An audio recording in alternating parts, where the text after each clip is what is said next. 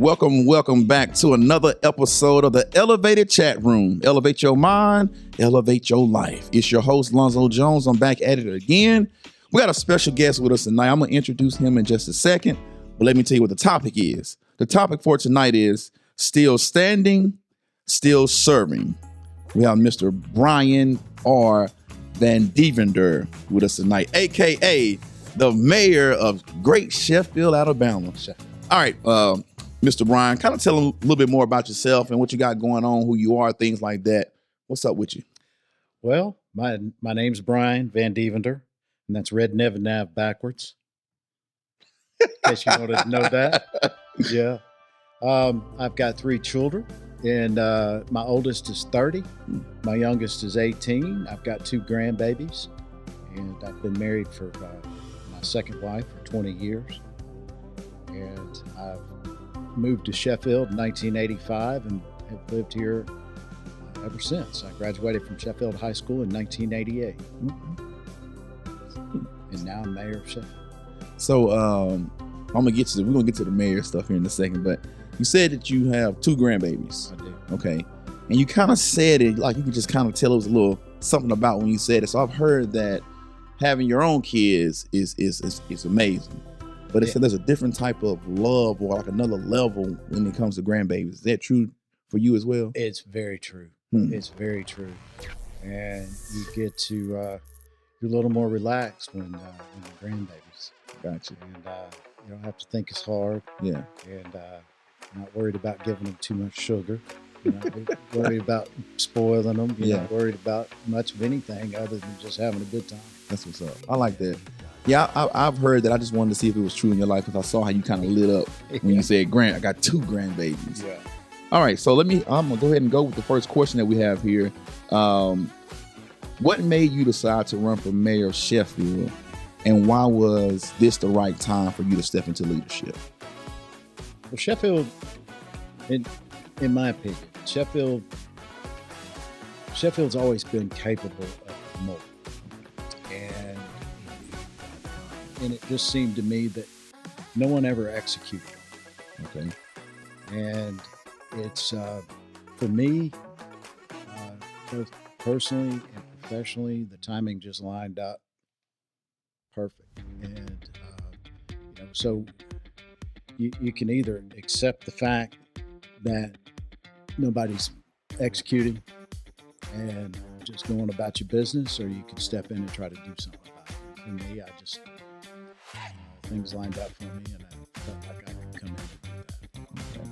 So what, from afar off, other than things not being executed, what else do you think was truly holding Sheffield back? Like, now that you're in office, I know you could probably like put your hands on more things that was actually holding the city back. Well, the city's always had,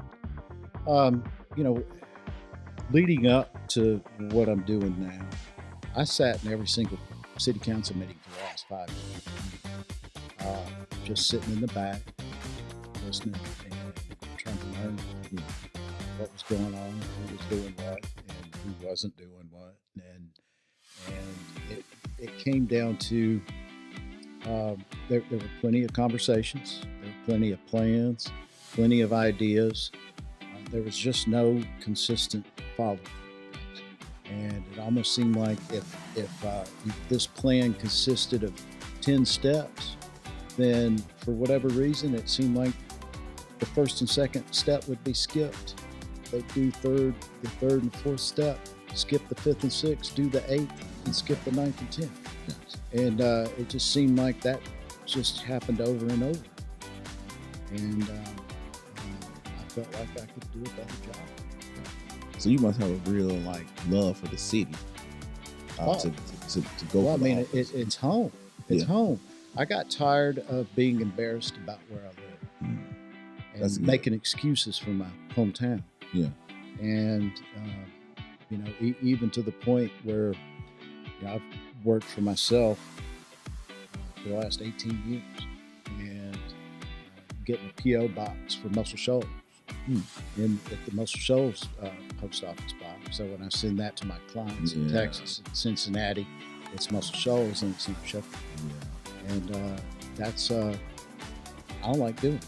Yeah, I like that though. I mean, and I can see that too because, like I said, I'm over at Sheffield High School at least 2 to 3 times a month, and so I understand what you're saying. And I love those kids. I love being over at Sheffield, but you can just tell that there is something more, and it's not the kids' fault. It's just something that's just been shaped over there in their environment. It's like, well, this is all we got, and they even know. Sometimes they'll hint at it. Apathy. Yeah, that was our biggest. That's there's it's not lack of jobs, it's not lack of revenue, it's not lack of business, it's apathy. That's been our biggest enemy, our worst enemy, for as long as I can remember. Yeah, and that goes for the residents of the city and for the folks that work for the city. gotcha. And if I can do anything, I can motivate. Yeah, And so that's I knew that once I got in and started doing me, that we'd get some motivation going. yeah, that's good. Everybody needs a motivator. I don't care what level of life you're on. Even the motivator needs to be motivated. So we appreciate you, man. So let me hit you with this question then.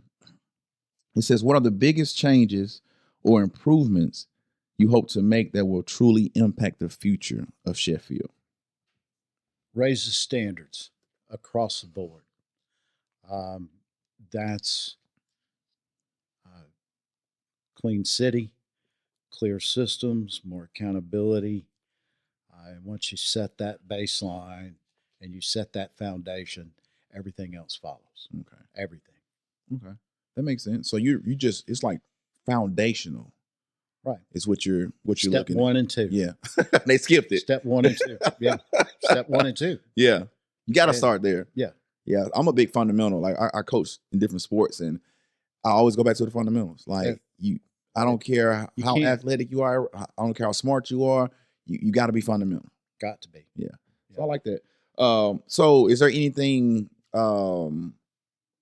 like that jumps in your head right now other than just the fact of doing the fundamentals? Like, is there any projects that you are working on or spearheading or would like to do that you can discuss with us? We have, and I say we, with the council, we've talked about, of course, we have aspirations, we have plans, we have desires and things we'd like to see happen. But again, it comes down to, you know what, we're not going to go there. Yeah. We're going to, because we're going to start at step number 1 and step number 2 and step number 3. And that's what we're going to do. Yeah. And the results of what happens after that defines and sets the direction for the rest of it. Gotcha. And I think that's part of where not only Sheffield, but any small town in the country goes wrong, because they skip those. Yeah. They skip those and they start thinking about this next new project. What do we want this? What do we want that? Well, I'm looking at the grass growing out of the gutters. I'm looking at the garbage on the side of the road. I'm looking at sidewalks that haven't seen daylight in 50 years. Wow. And, crosswalks that you can't see anymore. Yeah.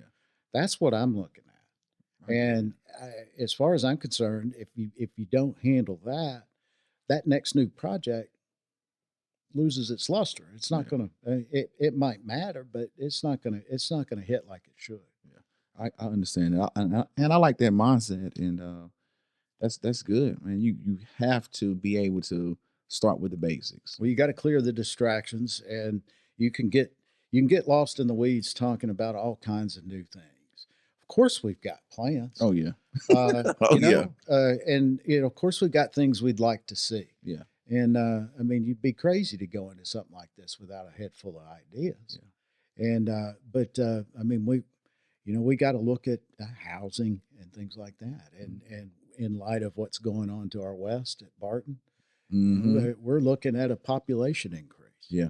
But by virtue of the plans that we do have and cleaning up the city and modernizing the systems and holding everybody accountable, our property values are going to go up. And then what happens? What happens to affordable housing at that point? Rents are going to go up. Section 8 is going to get kicked out, Yeah. and all of these things. And so that's something that if we don't start making those moves and making those plans now, then we stand to lose a pretty sizable portion of our population that lives here now. Yeah. This is us. This Yeah. is Sheffield. Yeah. And, you know, I want new people, but I want new people to join us. The old people. I don't want new people replacing us. I like that. I like that, man. So how long is a term for a mayor? 4 years. 4 years. Oh, okay. And you just stepped in when? November 3rd. Okay, so yeah. I got a minute. I got a minute. Yeah. All right, awesome, man.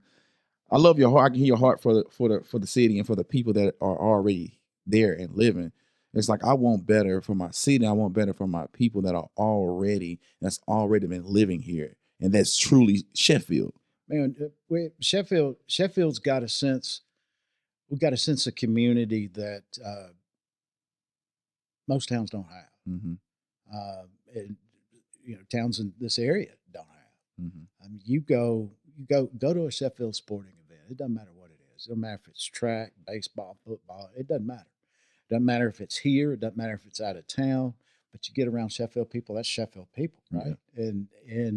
And there's just there's that sense. It's you're friends already just because Sheffield. Yeah. And it's always been that way. And most towns don't have that. Now, so we know that you had a recent health scare. Yeah. So let's kind of tap into that real quick. It says, how has this recent health scare changed your perspective on leadership and life? It didn't change it. It reinforced it. You go through something like that, it doesn't. Things get clear real fast on what matters. Yeah, and it's if anything, it reinforced what I had already set out to do. Yeah, and it was never a question of if, only when I was going to get back to it. Gotcha. So like you said, it just kind of was like, hey, I'm still here. Yeah. Hey, you got me here for a reason. I know my purpose. You know, I know why you spared me. I already had direction. Yeah. I mean, I didn't need that. Yeah.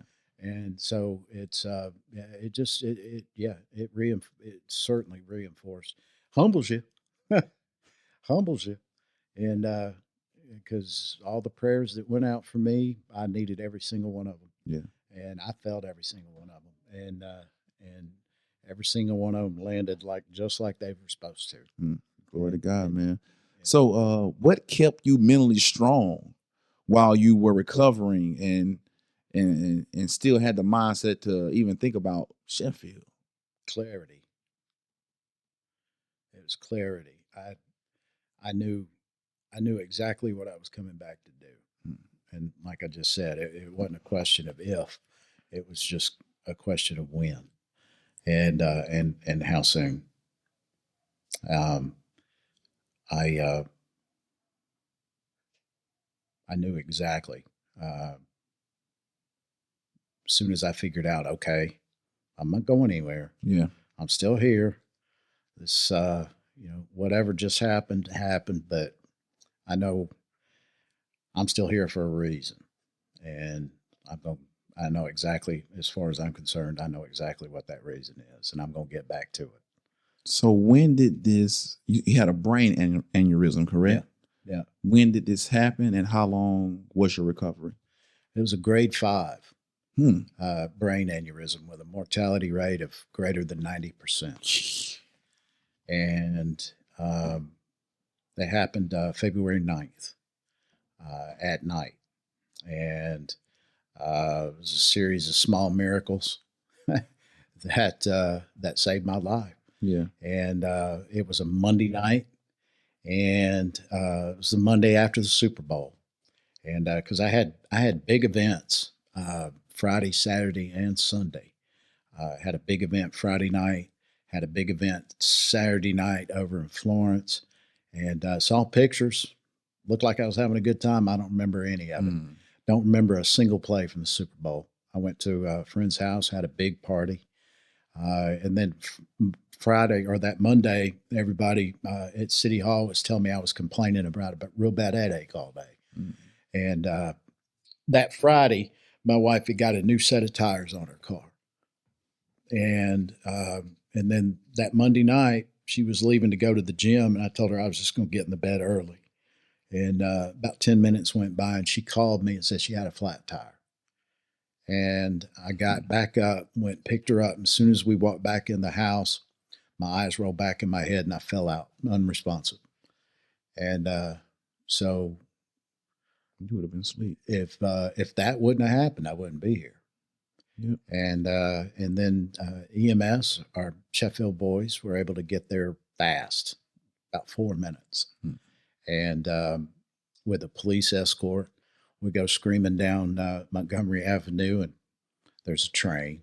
We got stopped by a train. But because of who I am, I had a police escort. Had I been anybody else, I wouldn't have had a police escort. And I'd have been sitting there waiting on that train. And but because we had a police escort, we were able to speed out and get in front of it, a couple of crossings down, and get over the tracks, and make it down to Helen Keller. And then once we got down there, their little air evac chopper wasn't flying because it was too windy that night. A little bitty helicopter. Mm-hmm. And Vanderbilt had their big chopper in the air somewhere south of Nashville, and they were able to come down and get me. And so after it was all said and done, the doctors up at Vanderbilt told me that it was the timing of everything that saved your life. And so just those little unrelated series of circumstances and miracles, I call them miracles. Oh, yeah, they definitely are.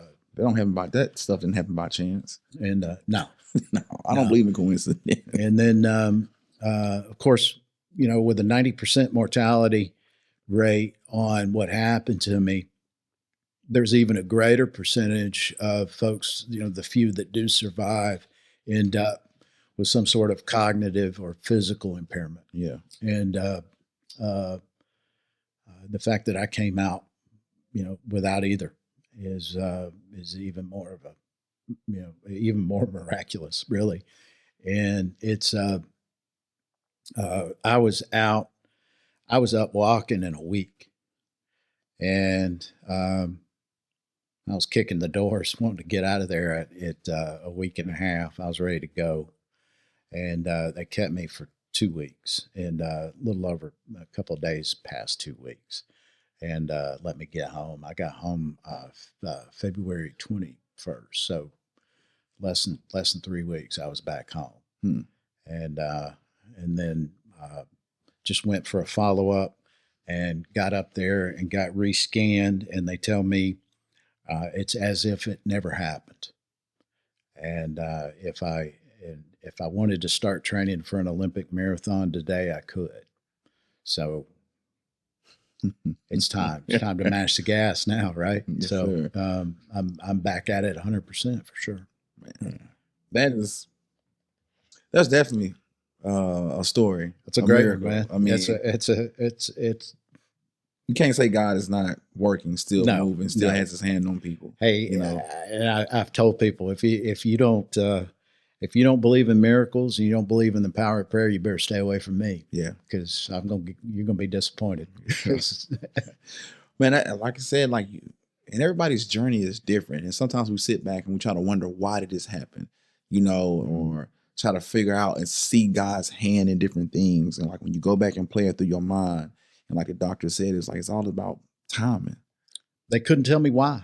Couldn't tell me why. And that was my first question. So, why? Yeah. And I had no medications. I was on nothing and perfect health, according to the doctors. And no family history of anything. It's just one of those things. Yeah. And so I was telling Dwayne today, it's like I'd almost rather have something that they could point to and say, "Don't do that anymore." But it's just part of the journey, man, part of the plan, and we just never know it. Because I had actually wrote down warnings. Did you have any warning signs? You said you had a headache that day, but prior to that, I mean, nothing alarming. Nothing. And a brain aneurysm, that's a brain bleed, correct? Yeah. So there's two stems, and with the aneurysm, it grew. They showed me a picture of it. It grew the size of a golf ball before it exploded. Yeah. And then they coiled a metal coil around the other one to stabilize that. And that's a permanent fix for a very serious problem. And so I'm stabilized and ready to rock, I guess. That's good to hear, man. You look like a rock star. You know how some people just had that look like I'm ready to get my hands dirty. Yeah. I'm ready to get to it. Yeah. You definitely got that look. What message do you want the people of Sheffield to hear from your journey right now? We're just getting started. And we're not going to lower the standards. We're not going to slow down, and our direction is crystal clear. And we've got a fantastic council. Got a great group. All six of us were able to get together several times before we swore in. Yeah. We decided on a template of how we were going to make decisions going forward. And I sold them on the notion of step 1 and 2 and 3 first. This is what we're going to do, and this is how we're going to go about doing it. Yeah. And everybody bought in, and we're all on the same page. And like I said, it's time to mash the gas now. So what can a mayor do? You know how it's like, okay, you're sitting in the mayor's office, like, so let's ask like this. What does a mayor do on a day-to-day basis? Like what's your job? What's your assignment? You know, like, well, I can tell you, I don't know. And I mean, that the thing is, and apparently whatever I've been doing is not something that anyone else has ever done. Yeah. That's I hear it all the time. Well, we've never had a mayor walk in the street department, sit down and talk to us. We've never had a mayor come over and hang out at the fire station. We've never had a mayor that lets dust collect on his desk because he's never in the office. And we've never had a mayor that gives out his mobile number and answers every call himself. So it's we've never had a mayor that runs up and down the stairs of City Hall. And I hear it every department and everybody that I talk to inside the city, outside the city. Never had a mayor walking up and down Montgomery to meet folks for lunch. And it's so I don't know. I don't know what I don't know. Yeah. So that's what I'm trying to figure out. Because I mean, it's like your office, and then it's like, but what do you actually do? Like, can a mayor just come up with like a budget on his own? Does it have to be voted? Everybody has to be on one page. Like, how does I know I would assume you have the last word, last say. So how does that work? I have a vote. You have a vote. Because the way the Alabama government systems, municipal systems are set up, cities with less than 12,000 people, the mayor is a vote. So you have your council and the mayor. Okay. For example, Muscle Shoals and Florence, the mayor doesn't get a vote because they have more than 12,000 people. Gotcha. And now they have some sort of influence, but the council is the last word. Okay. But in Sheffield and in Tuscumbia, the mayor has an actual vote. So it's 6 and majority rules. So 4 out of 2. So what's the perks of being a councilman then? Like if I wanted to be a councilman, but it's like, I got to go with the mayor, or the mayor's my buddy.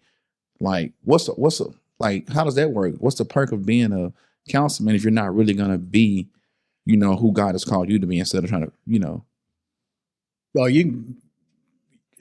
we've got 5 independent council people right now that are not interested. I mean, right now we agree on everything. But I mean, they're, everybody's got in their own minds, they have ideas of what's most important for the people that voted for them. and it's and then that's what you do. You stick up for that, Gotcha. and you don't have to vote. I mean, you vote how you vote. Mm-hmm. And now, in the past, maybe it's been that way, and I guess it has because, I watched it for 5 years, Yeah. and but the council we've got now is, of course, I'm not running around doing a whole lot of things that everybody disagrees with. True. Yeah. And that kind of helps, huh? It turns out when you do things the right way for the right reasons, most of the people will agree with you. Yeah. And if you do it fair and you talk to people, it's the communication. Mm-hmm. And I mean, if you've got an idea, you can't just go forcing that down people's throats. Mm-hmm. You got to go talk to the people that idea is going to affect directly. And you build a consensus. And I never thought I'd be good at politics, but man, I'm having a ball. Good. I'm having a ball because we're getting to do things. We're engaging things in Sheffield that have never been done before anywhere. Yeah. Anywhere. And the way that we're just now starting. We hadn't even gotten started. Yeah. As a matter of fact, today I finished the final order of the Beast Rig. It is and I promised everybody I wouldn't start talking about the Beast Rig, but I can't help it, man. It's the Beast Rig is a power pressure washing system. It comes on a 16-foot trailer. It has 3 engines across the back of it, and an 800-gallon water cistern on it. And that's the rig. The Beast is a commercial-grade zero-turn radius mower that is custom fabricated with all the grass cutting parts of it taken off. With custom fabricated pressure washing attachments to it. You have a 4-foot and a 6-foot attachment that go underneath that. Yeah. And then a boom arm off the side for a curb attachment. And so because it was my idea that, to clean up the city, picking up garbage, that's easy. Anybody can do that. But I want to pressure wash everything. Mm-hmm. I want to pressure wash every curb, every sidewalk, every median, every gutter, every sewer. I want to pressure wash everything. And I want all the street signs straight up and down because every one of them laid over. And I come from that military background. And I always laugh. You drive into an infantry battalion area, every pole, every post, every tree is painted 6 feet up because the standing order is pick up everything off the ground. And if you can't pick it up or move it, paint it. And so some enterprising private somewhere along the lines back in history thought he was being cute and said, well, I can't move this tree. So they paint the tree. Yeah. And that's why every tree trunk's painted, every pole's painted and everything because they couldn't pick it up or move it. So they painted it. Every rock that's too big. Yeah. And so next time you drive onto a military base, that's why everything's painted that's just sitting there. Because that's the standing order. Pick it up or move it, and if you can't, paint it. And so I wanted to take that to and bend that to Sheffield rules and pick it up, move it, and if you can't, we'll pressure wash it. And if you can't do that, then we might paint it. Yeah. So we're not going to go around painting all of our poles or everything, but we are. But when this thing comes in, we're starting at the bridge. Yeah. And we're going to pressure wash. We're going to pressure wash every inch of concrete from one end of the city to the other. Nobody's ever done that. Yeah. That's a crazy notion if you think about it. I mean, you got time to get it done. It's a crazy notion. And I've looked online. I can't find anything online of any small town that's ever even tried to do something like that. cities will clean up areas of their city. Some of the bigger cities will clean up some districts and things like that. And New Orleans has, they pressure wash their streets and things like that in between weekends and whatnot, but not what we're talking about doing. Yeah. And it's it's an insane notion on its face. It's a wild idea. Yeah. And you really have to explain that to folks when I always tell folks, I'm going to pressure wash every inch of concrete. And they go, oh, well, that's nice. Yeah. That's like he's just talking, The reality of it is, but I'm telling you, we start at the bridge. By the time we get to that first intersection, I mean, you don't get more visible than that. Mm-hmm. And that's going to be such a stark contrast to what this entire area, everybody that lives here, anybody that's ever driven through there, has grown to tacitly accept what it looks like. Yeah. And when suddenly it doesn't look like that anymore, people are going to notice. Yeah. And when and by the time we start making our way through the city and we hit downtown like that, we start hitting. We're going to do the 10 main corridors first, and then we're going to go each district 1, 2, 3, 4, 5, and go street to street to street, and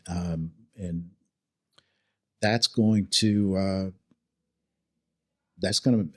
just by virtue of that's that baseline I'm talking about. That's steps 1 and 2 and 3. Yeah. And the rest of it, everything that we could ever hope for and dream for in the city of Sheffield is going to flow after that. Yes, I like that because it's like the makeover. It's like it's exactly you need a haircut. It's a 140-year-old town. Yeah. That 141 this year, and it's going to be a completely different town a year from now. Downtown Sheffield is already looking better. I've been down there a few times, and you can just tell, it's like, hey, you can tell they're starting to modernize some of the things in downtown Sheffield, and it looks good. I go to Russell Barbecue quite often. You been there? That's a good one. Yeah, that's a good one. That's a good one. Some of the best barbecue in the area, man. Yeah, I love those. We got the best of. We got the best of in barbecue. We got the best of sushi. We got the best of steakhouse. We got the best of in so many types of food. That's true. And that's and we want more of that. Yeah. Man, you knocking this interview out the park, man. You real, like I said, you real smooth over there with your beard game. Let me ask you this. So what does still serving mean to you in this season of your life? Because the topic tonight is still standing, still serving. What does still serving mean to you? No interruptions. Responsibility doesn't pause. You come in more intentional, and you pay attention to what matters, what lasts, what you're building, and showing up and doing the work every day the right way. And there's an understanding what you owe the people that you serve. Mm-hmm. And and for them, that's showing up every day and doing the work the right way. That's what it means to me. Good. Have you always, prior to stepping into the position you're in now as mayor, have you always served in some capacity, whether it's church, community? Has it always been something that you are big on? No. So what? No. So what? It's well, I mean, I've always given. I was raised. My father was a minister. Mm-hmm. So I mean, I've always had a sense of give a damn. Mm-hmm. So it's. I mean, I care about you. I don't know you. Mm-hmm. But I'm going to do what I need to do. when I'm driving my car, my obligation, the best, nicest, most cordial thing that I can do for everybody else on the road is get out of the way, right? I mean, so there's a sense of, it's I guess, awareness of the world around you, that the world doesn't revolve around me. And I've always had that. And I guess that was instilled in me growing up. Yeah. And, but a sense of service, I've never had. I was in outside sales. I do digital development for myself for the last 18 years. There's never been I've never had a sense of that. And I didn't know, I've worked for myself with a tiny house office in my backyard for the last 18 years. Yeah. I didn't know, that's been the biggest adjustment for me, is actually showing up to an office and having the responsibility and people looking at me for answers all day, every day, and conflict resolution, with things that really don't pertain to me at all. Yeah. And making decisions based on what's fair and what's right. I never saw myself doing that. It's not something I ever aspired to do. And, but I'm telling you, it's, I think it suits me. And like I said, I'm having a ball. Yeah. And I, sounds kind of corny, but, I've found what I think I was meant to do. Good. My entire life, I've enjoyed everything that I've did. And, cause I'm also a preacher's kid and never really did much that I didn't enjoy doing, and me and my three older brothers, gave preacher kids, we helped define PKs, what baby. that PKs. means. PKs.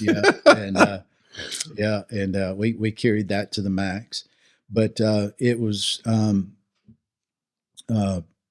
but it was never something that I aspired to do. Gotcha. And now that I'm doing it, I love it. Yeah. I love it. And I'll keep doing this as long as folks keep voting for me. Yeah. And I don't aspire to go to a bigger office. I mean, this is it for me. Yeah. And, and 4 years from now, if folks aren't happy with what we're doing in Sheffield, then they'll vote for somebody else. Yeah. And I'll go back to doing what I've been doing. And, but I don't think that'll happen. Yeah. I don't think that'll happen. Good. I think I'm good for at least another one. And, but, as long as Sheffield have me, I'll keep going. Awesome. Well, man, we pretty much done hit everything that we need to hit for tonight. Is there anything else you want to close out with, or any type of contact information you would like to give? I don't know if you want, a lot of people I know you said you was giving out your mobile number. I'm not actually give out your mobile number.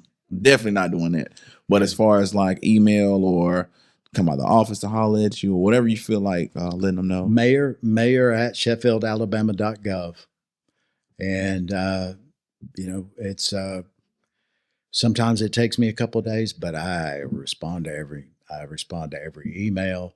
I return every voicemail. And you can call the city, is 256-383-0250. And leave me a voicemail, because you're probably not going to catch me in the office. But leave a voicemail. I will return your call. And I pride myself in that. And because as I understand it, that's something rare. Yeah, and definitely. I've always liked doing what's unexpected and what people least expect. Yeah. And in a good way. That works both ways. Oh yeah, for sure.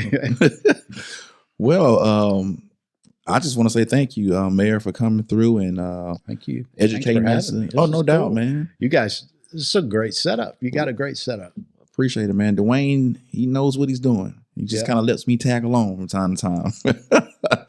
But you are a very personable person. Thank you. And you don't really see that a lot, from mayors that's genuine and authentic with it. You can tell some are doing it just because that's part of the role they're in, Right. and they just got to get through it.